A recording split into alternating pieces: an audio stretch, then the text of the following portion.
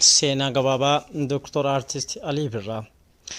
Artist Alii Birraan mootii muuziqaa jaarraa walakkaa olii indaastirii muuziqaa Oromoos ta'e biyyattii sadarkaa har'a gahe keessatti maqaan isaa mararfannaan kan ka'u damee kana keessatti hangafummaan kan ka'udha. Artist Alii Birraan afaanota garaagaraan kan weellisu Artist Alii Birraa keessuma afaan Oromootiin muuziqaawwan hedduu kanneen dhalootaa dhalootatti ce'an bara muuziqaan ammayyaa dhufe keessatti illee qellisii fi kiilolummaan muuziqaa isaa gurra hundaa keessaa kan dhikkifatudha. Kanaanis mallattoo afaanii fi aadaa ta'uun kan mararfamudha. Caamsaa bara 1940 dirree dawaatti kan dhalate Artist Alii Birraa ijoollummaa isaatti afaanota biyya keessaa fi alaa garaagaraan muuziqaawwan hojjetaman dhaggeeffachuun kan jaalatuu fi dhaggeeffataa kan guddate hiriyoota isaa mana barnootaatii fi maatii isaatiif illee weellisuun addunyaa muuziqaa isaaf ka'umsa sagalee qorannaa taasifateera. Barnoota sadarkaa jalqabaa magaalaa dirree dawaatti, barnoota sadarkaa lammaffaa immoo Finfinneetti hordofeera. Ameerikaa kolleejjii Saantaa Moonikaatti barnoota muuziqaa barateera. Artist Alii Birraa bara 1954 muuziqaa Oromoo beeksisuuf kan kaayyeffate garee muuziqaa aadaa baandii Afran Qallootti makamuudhaan ture. Hojiilee muuziqaa isaaf imala kan eegale. Akkuma imaltuun hin teessu jedhee weellise imalli fi fagoon Alii Birraan yaade baandii Afran Qalloo irraa ka'uun sadarkaa biyyaatti achis sadarkaa addunyaatti aartiin muuziqaa Oromoo akka beekamuu fi qaanqee ta'u taasiseera. Baandii Afran Qalloo keessatti weellisaan Alii jedhamu Birraan akka turee fi lamaan isaanii adda baasanii beekuuf jecha sirba isaa Birraan Daraare jedhu keessaa fudhatamuun Alii Birraa jedhamee moggaafameef.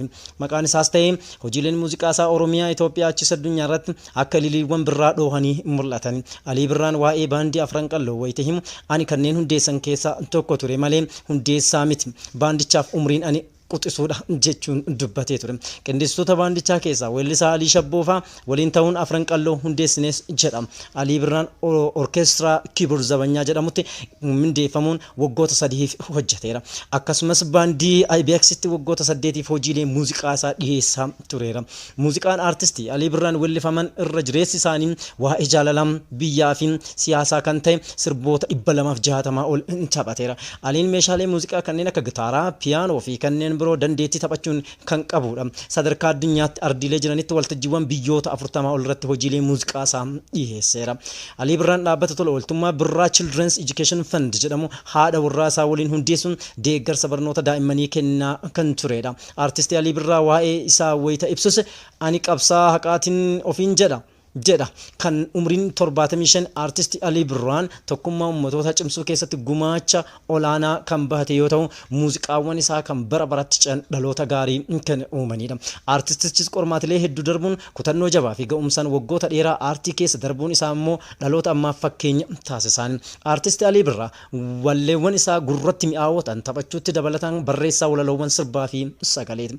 Waggoota 50 darbaniifis muuziqaa Oromoo keessatti hayyuu gameessa ta'ee tureera. Guddina afaan Oromoofis gumaacha olaanaa kan arjoomedha. Damee aartiin gumaacha taasisan gulantaan doktora kabajaa kan kennameef Artist Alii Birraa dhaabbilee biyya keessaaf alaarraas badhaasaa fi beekamtii hedduu nama argatedha. Waliigala badhaasota sadarkaa biyyaalessaa biyya keessaa fi alaatti argatuun ni beekama. Yuunivarsiitii Dirree Dawaa fi Jimmaarraa gulantaa doktora kabajaa argateera. Dirree Dawaatti maqaa isaatiin paarkiin moggaafameefii jira. Naannoo Oromiyaatti gumaacha damee isaaf taasisan badhaasa addaa Nishaanii argatuun beekama. Alii Birraan badhaasa nagaa irreecha jalqabaa badhaafameera.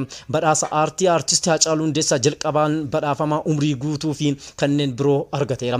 Koomishinii Turizimii Oromiyaarraa badhaasa Nishaan olaanaa argatuun beekama. Kanaadaa Toroontoottis badhaasa muuziqeessaa hangafaa yoomiyyuu fi badhaasa Odaan badhaafama umrii guutuu ta'uun beekama. Alii Birraa Artist Alii Birraa har'a du'aan addunyaa kanarraa boqatullee hojiileen isaa dhalootatti kan darbanii fi kan barsiisan guddina aadaa, seenaa fi afaan Oromoof calaqqee qorannoowwan damichaaf ammoo bu'uura ka'umsa kan ta'anidha.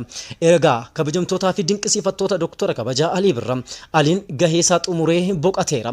Maarree nutis boqannaa lubbuu isaanii jaannata haa taatu jecha galma isaan yaadanii osoo hin xumurin biraa deeman kana galma tokkummaa waliin haa ijaarruun dhaamsa kooti.